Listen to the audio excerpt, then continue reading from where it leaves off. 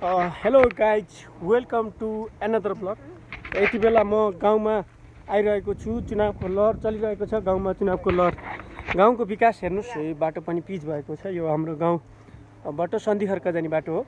यो गाउँबाट थोरै तल र हामी अहिले आर्न भन्ने ठाउँमा जाँदैछौँ, जहाँ भैँसा सुइसा पिटाउनका लागि, घाँस काट्नका लागि, दाउरा काट्नका लागि बन्चरा होइन। यस्तो बाटो हुँदै जाँदैछु म। हुँदै हामी जाँदैछौँ। केटाहरू अगाडि भैँसा सैँसा बोकेर हिँडिरहेका छन्। यस्तो बाटो हुँदै चाहिँ हामी आर्न जाँदैछौँ। यस्तो अप्ठ्यारो बाटो छ है, गाउँघरको बाटो यस्तै हो। देख्न सक्नुहुन्छ, यहाँ सल्ली पिराल छ। यहाँ चिप्लियो भने एकैछिनमा तल गइन्छ।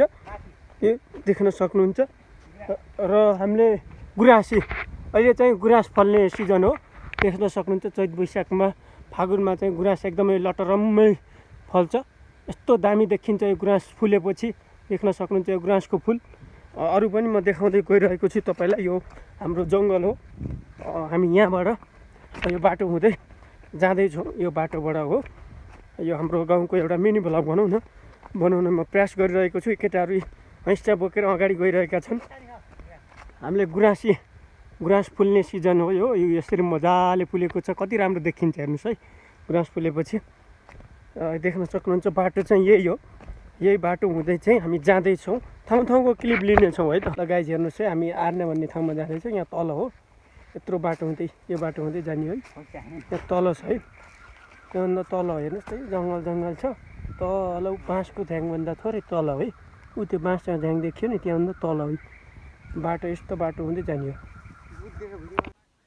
गाउँको बाटो कस्तो छ ल हेर्नुहोस्। बाँसका झ्याङ हुँदै यस्तै गइरहेछौँ हामी। हेर्नुहोस् त, योभन्दा खतम बाटो पनि छैन है। फेरि यो त अलिक राम्रो पऱ्यो हामीलाई त। भैँसा पिटाउन लाँदैछौँ है।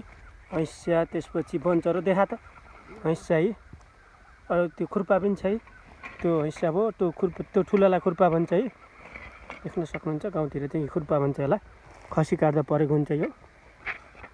खसी पाठा काट्दाखेरि यति बोकेर चाहिँ जाँदैछौँ। बन्चरो है। यो दाउरा काट्नका लागि बन्चरो।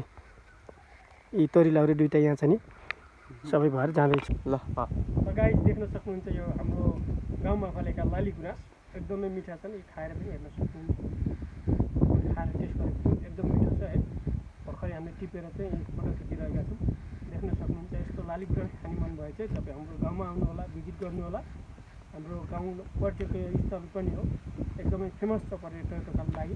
तपाईँ यहाँ आएर चाहिँ लाली गुराँस खान सक्नुहुन्छ, तिजु खान सक्नुहुन्छ, विभिन्न फलफुल खान सक्नुहुन्छ।